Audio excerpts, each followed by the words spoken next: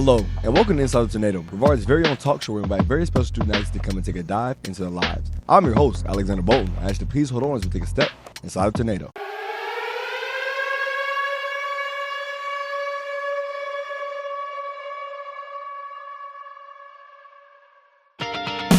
Today's NATO is a very special one. We have a category Fontana. I am joined today with Brevard Volleyball #1, Emma Fontana.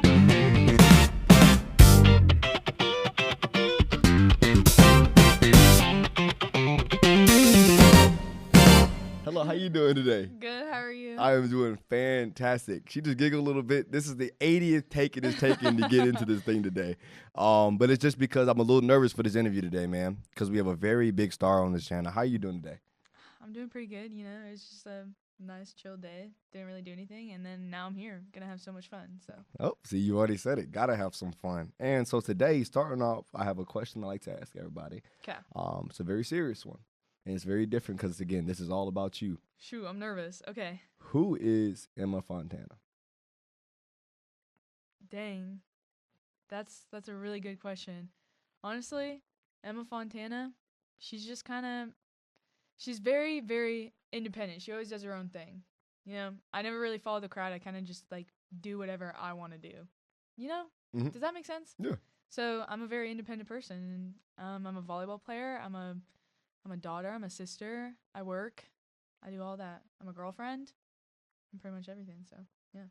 Now, how would you say, you kind of said earlier, you're independent, so on, you do whatever you want to do kind of thing. How does that how do you see that in your life? What areas of your life is that really prevalent in? So there's a story that my mom always likes to share with everyone because it really sums up who I am. So when I was 2, I was obviously, it's potty training years. So, my mom's trying to get me to potty train. And so she is trying to force me to go do it. And I'm told her, no, I'm not going to. I will go and get potty trained on my 3rd birthday. And so she said, okay. So on the morning of my 3rd birthday, she woke up. I went to the bathroom by myself and flushed, wiped, everything came out. And I just never actually got potty trained. I just did it. And so I'm literally not making this up either. That's just I just kind of do stuff on my own timeline. I'll say I'll get it done at this time and I'll get it done at that time. I'm genuinely very confused on the aspect. I can't consciously imagine a 2 to 3-year-old child saying, I'm going to do it this time, this day, then gets up and does it themselves on that time, that day. I know. And you don't even remember I was kind of a savage. I can't lie. Do you remember it? No, I don't remember that at all. That's the weird thing. That's actually insane. Not going to lie. I'm actually so stunned right now because I physically don't. I'm trying to imagine my child telling me no at any age. Yeah, see, that's the thing. That's the thing, though. I was a brat. My mom could tell you so many stories. I was the worst kid ever. I was angry. I would throw stuff all the time. I'd tell her that I didn't like her. Yeah, I was a bad kid. My goodness. It was the terrible 2s. That's a real thing. Mm-hmm. Terrible 2s and 3s, real thing. And then I grew out of it, and I was like an angel. And you tried to get through that little year? Yeah. Basically, it was that year, 2 years, and I was a menace. I don't know if y'all know the song by Neo, Miss Independent, but she said, I'll start young. Goodness. Yeah. So that's kind of just, I don't know. My parents never really got on me about stuff because if I said I was going to do it, I was going to do it. Mm-hmm. So. Your yes meant yes, your no meant no? Yeah. I respect that. Yeah, basically. And so with that, I feel like we start off on a very serious note. Something I always like to do is take a little moment to have a little bit of fun. Like you said, this is going to be a fun interview. Let's have a little moment to be a little unserious. And so today I have a little game that I want to play. And so it's going to require a little bit of memory. I know you don't remember when you were 2 or 3, so I need you to remember now. Okay. So we're going to imagine today that we're packing our bag for our college game day. Okay. And so what we're going to do is we're going to kind of go back and forth and kind of say an item that we're going to put in the bag. And so let's say that you say a bottle. I then say a shoe. But I can't just say shoe. I got to go bottle, shoe. Mm-hmm. And then you got to go bottle, shoe, and next thing. Okay. And so the goal is to be the person who does not forget in order. Shoot, I might be doing this for a while. I cannot lie. I was kind of the go at memory as a kid. So. Oh, I believe I remember everything. I think I have the best memory in the entire earth, to be honest. Oh, okay. Very genuinely. Oh, okay. I remember being that's pretty high. 2 years old with glasses on in Charleston, sitting there in front of my parents, just being there. Okay. Yeah. All right. So. Shoot, I don't think I gained consciousness till 8 years old, to be honest. So. There's some moments I don't think I wake up and I go through my day and I don't hit consciousness till 4 p.m. Yeah. So that's just life. Yeah, honestly.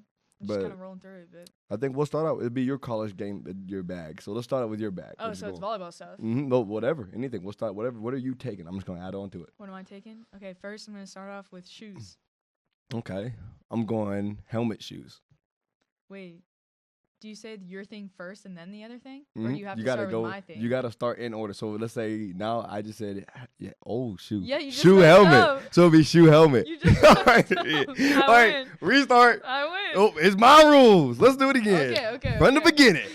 No one saw that. All right, you might want to cut this part. Everybody saw that. It's All whatever. right. Shoes. Shoes, helmet. Okay, shoes, helmet, water bottle. Shoes, helmet, water bottle, Gatorade. Shoes, helmet, water bottle, Gatorade, knee pads. Shoe, helmet, water bottle, Gatorade, knee pads, shoulder pads. Shoes, helmet, water bottle, Gatorade, knee pads, shoulder pads, arm sleeves. Shoes, helmets, water bottle, Gatorade, knee pads, shoulder pads, arm sleeves, leg sleeves. Why are you just copying everything and saying? Okay. Just changing it. All right. Shoes, helmet, water bottle, Gatorade, knee pads, shoulder pads, arm sleeves, leg sleeves. What do I want? Jersey. Okay. Shoes, helmets, water bottle, Gatorade, knee pads, Oh, you're shoulder flowing with pads, it. arm sleeves, leg Flow 'em. sleeves, jersey.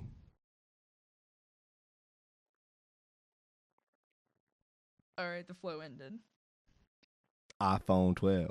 iPhone, Very specific. very specific. Okay. Mm-hmm. Shoes, helmet, water bottle, Gatorade, knee pads, shoulder pads, arm sleeves, leg sleeves, jersey, iPhone 12.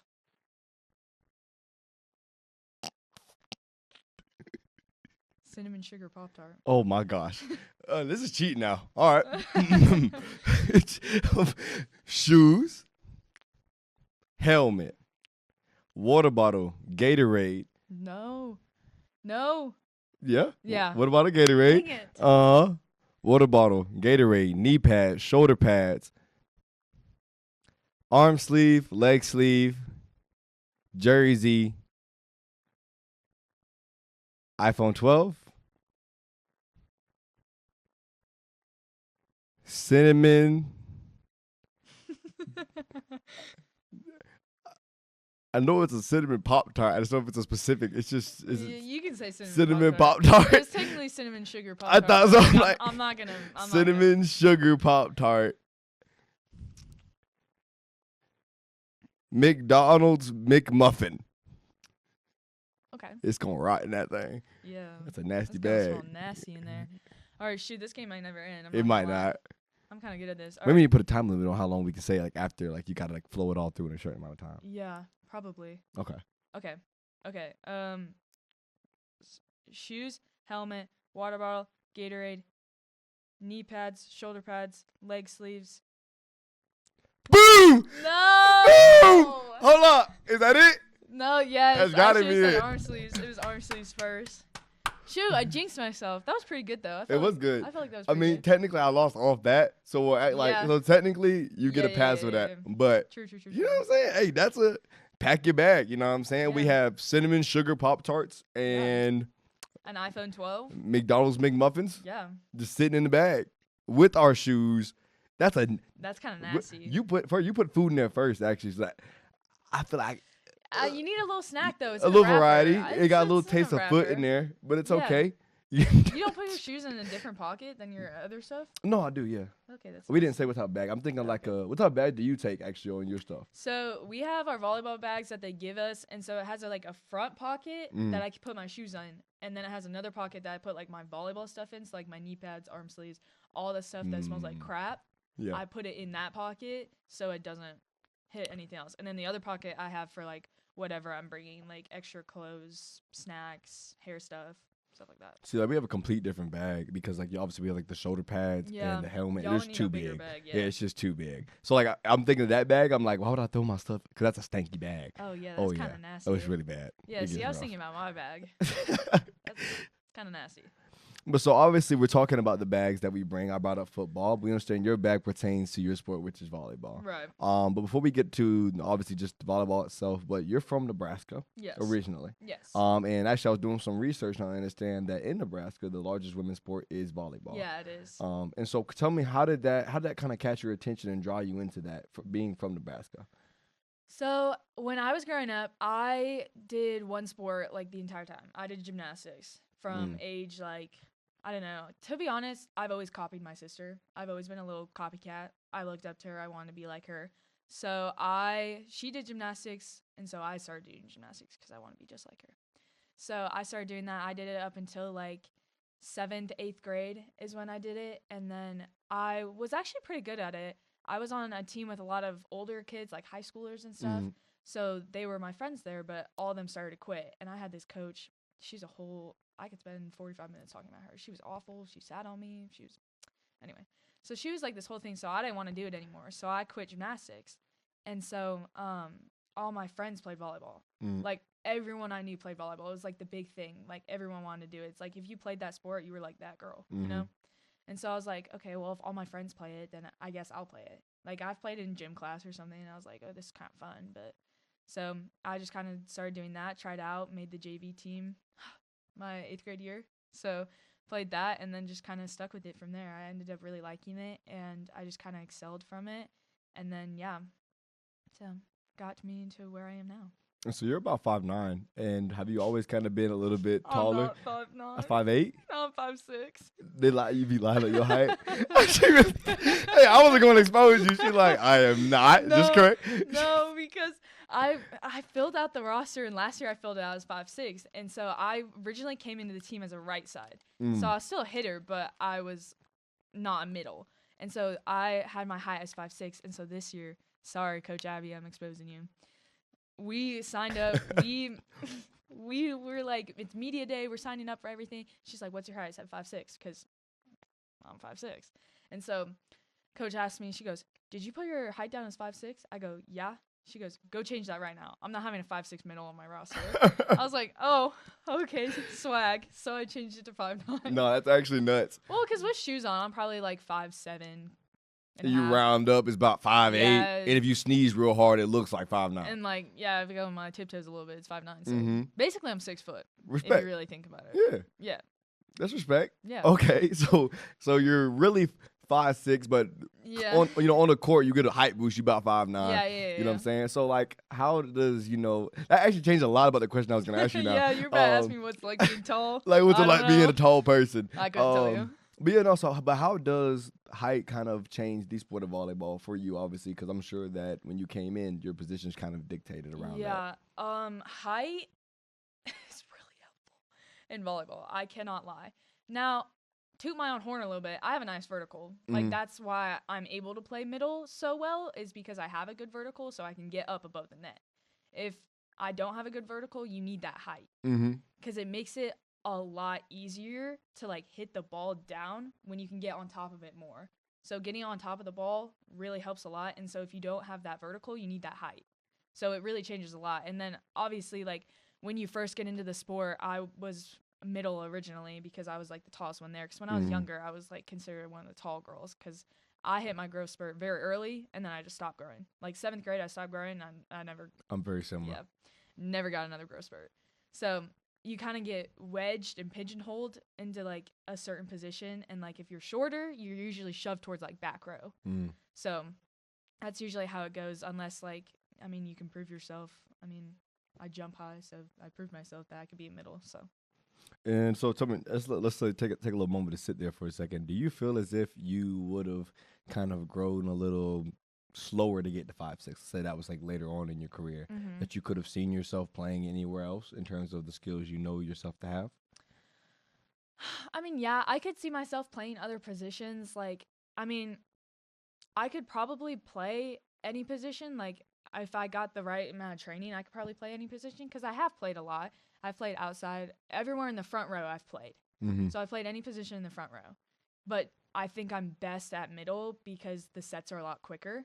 So I don't have time to sit there, look at the ball, and then like think about it. I just got to go. So that's why I think I'm a lot better at middle than I am at any of the other positions.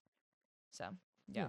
And so you played middle here at Brevard College. You Mhm. came in last year as a freshman playing a lot of minutes. Yeah. And so obviously you come in playing a lot. You have a lot more expectation on you on the year coming in. What was kind of your mindset coming into this season, the way you trained yourself and some goals you might have had for yourself? So this season, I definitely wanted to aim to get that captain spot. I really wanted to, and I did get the captain spot. So I was really grateful for that and for my team for voting me for that. But that was a big goal for me because I felt like I could be a good leader. I felt like last year I couldn't really show anything because I was a freshman, and like who's gonna sit there and Like listen to the freshman? who might have tell these people who have been here what to do? Exactly. That's what I'm saying. And so it's like I would use my voice last year, but not as much as I did this year. So that's what I really wanted to do because I gained that experience and I played all year last year. So I got the experience and I wanted to help the other freshmen and help the other team to lead them to success. So Do you feel like you were as vocal as you needed to be? yeah, I definitely think so. I definitely feel like at the beginning of the season, it kind of started off a little bit slower.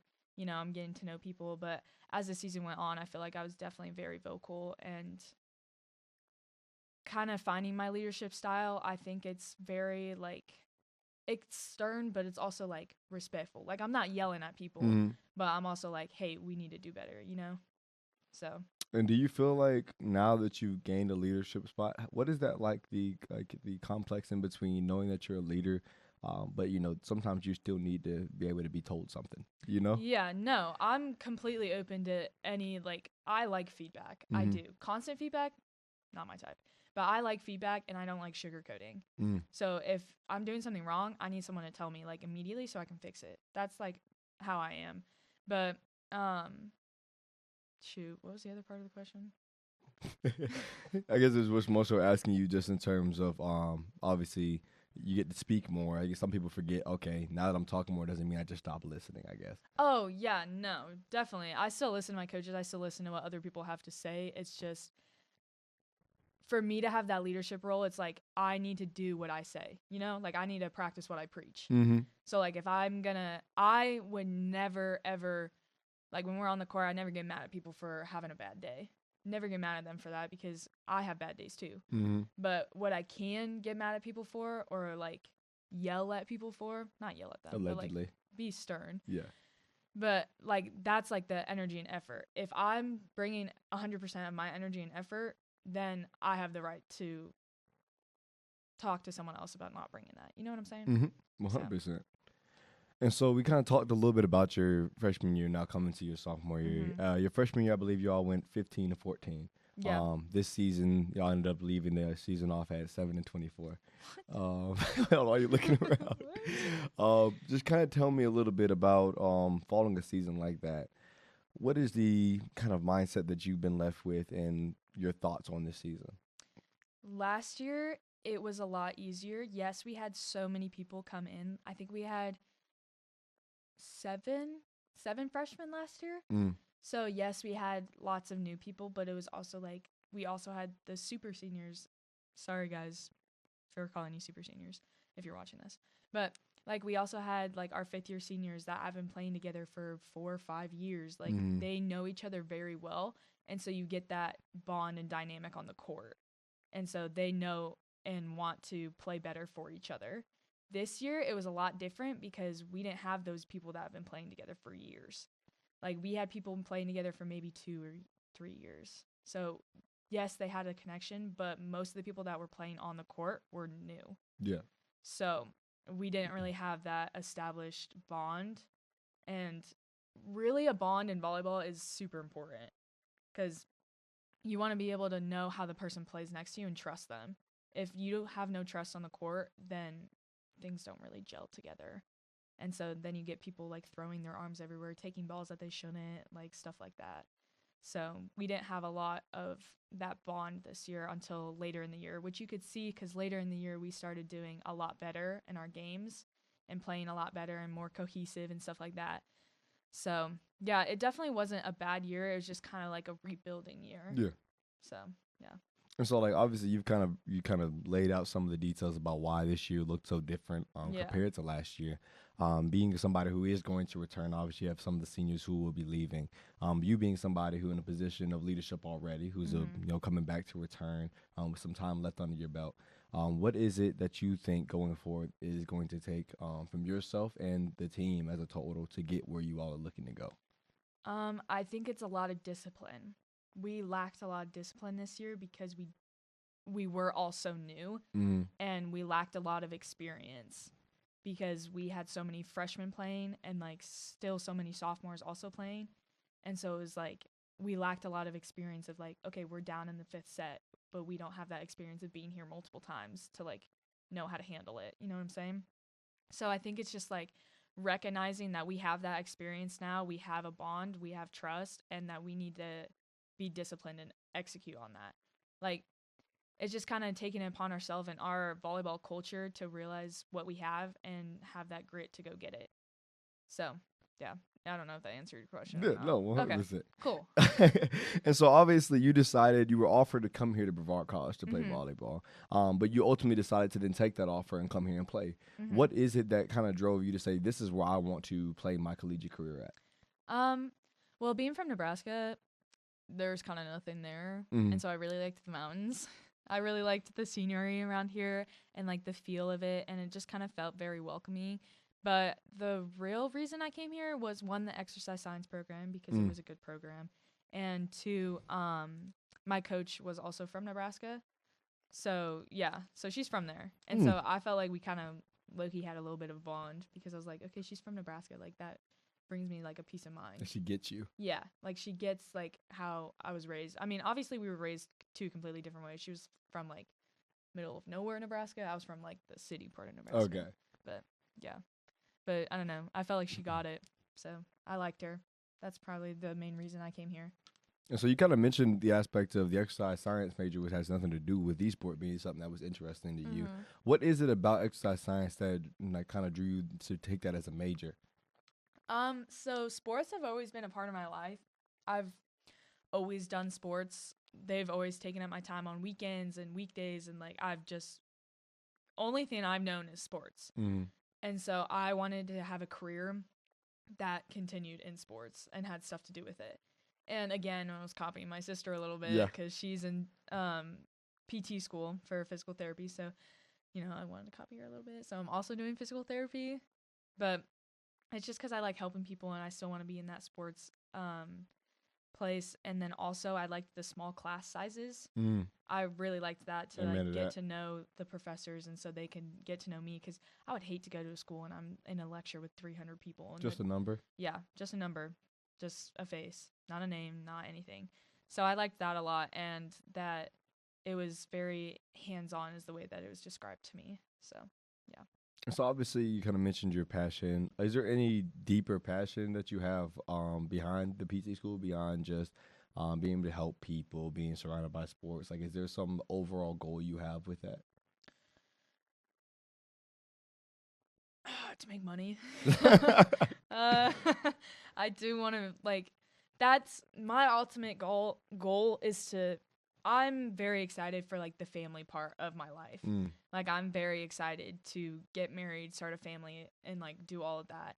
And that is something so important to me. And being able to live comfortably is something that is also very important to me. So I was going to go into athletic training, but I didn't want to because the hours are very like unstable. And so there's not a set schedule. One, I'm told you this already, like I'm a planner. So like I don't like the not having a set schedule.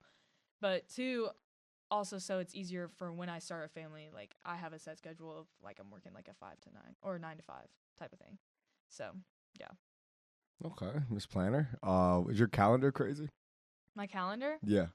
Or are you a mental planner type? I'm a mental planner. Okay. Like I go over my plan in my head probably like 4 times a day. Goodness, you might as well just go write on a calendar at that point. No, because I don't write it down. I'm too lazy. Like, I'm very much a planner, but I'm lazy. I'm a very lazy person. Hey, but I feel like, would you say you're lazy separate from things that you're ultra passionate about? Yes. I think Like, I'm very similar. Yeah. when I lay down, I don't want to get back up. Like, it's like stuff like that. I don't want to go get something. But Like, when you're moving, it's like nonstop. yeah, basically. Like, obviously, if I got to get up and do something, I'll get up and do it. Like, if I got work at 4, I'll go to work at 4. I'll be there. But before that, if I don't got nothing to do, I'm laying down and I'm not doing anything. Respect. I'm not doing a single thing. My roommate last year, she could tell you. I would literally hear a creak coming from her bed. I'd be like, "Are you getting up? Can you get me my chips?" Like, I'd be like, "Can you get me this? Can you get me that, please?" So, very lazy person. And so, like, with that, obviously, that deals with stuff that you don't really care too much about with laziness. Yeah. So what are some things that you no, it's Emma Fontana. What does Emma Fontana care about? Her family, a lot. My family is such an important thing to me. And the way my family looks is like, it's not blood related. Like, my family is very small. We had a lot of family issues in my childhood. So my family is very, very small, and I've come to be so grateful for them. And like, my aunt and uncle are my only aunt and uncle that I have, but they're not blood related to me. But they have proven to be there for me through a lot of difficult times. So they are they are people that are so important to me. So I'll never take my family for granted, because they're my number one support system, always supporting me in every single thing I do. And like, I feel confident in myself because they're confident in me. So they're a big part of my life. And then that obviously, like, my family, obviously, like, that still involves like my friends and stuff. Like, I'm very, very loyal to my family and my friends. So I would do anything for them.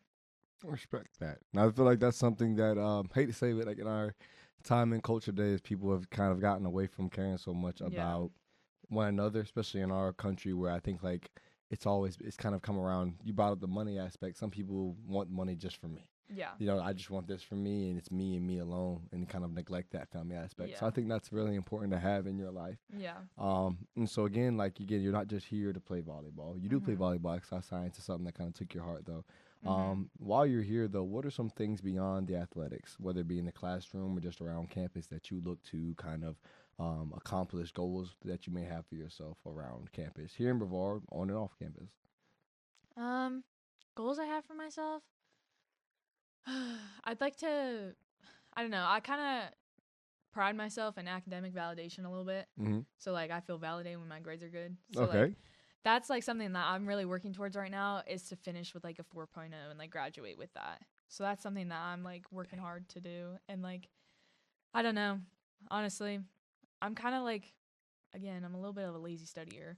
Like, I kind of brain power and mental power through all my tests until it proves that it's not working anymore. I'm telling you, you better tell somebody. I know. Say, if I don't got to, I'm not going to. I'm not going to. Like, until I start getting close to that B grade, I just do what I do. Yeah, exactly. I just do what I do and I roll through. But that's a big goal that I've been trying to work towards right now and like focus on. So yeah. Respect. I think that's a good goal to have. Real quick, just talk a little moment about the FAD. I just want to bring this up because you do work at one of my favorite places here in Brevard. Pizza and wings off the chain. What is it like working in a place, that is near your college? Like working in a place that you don't live at, but you work here while you're here. What's it like? It's honestly great. And like, even like during the summers, I still work there. I commuted all last summer up to work. Yeah, I'd work like 10-hour days and then drive back. That's tell how far you live. That's a little bit of a drive.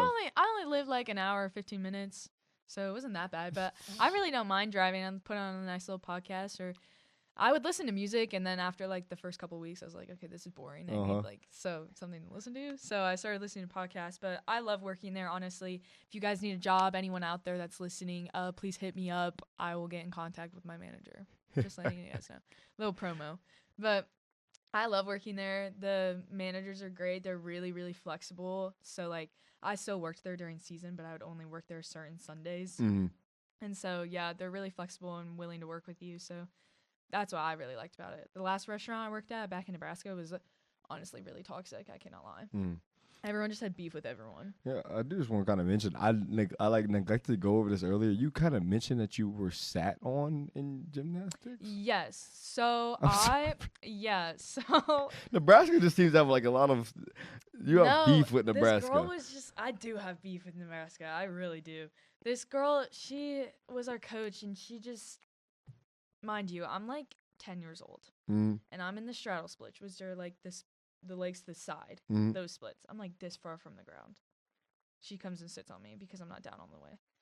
And I am not being rude in any way, shape, or form, but she was a little bit of a heavier gal. Oh.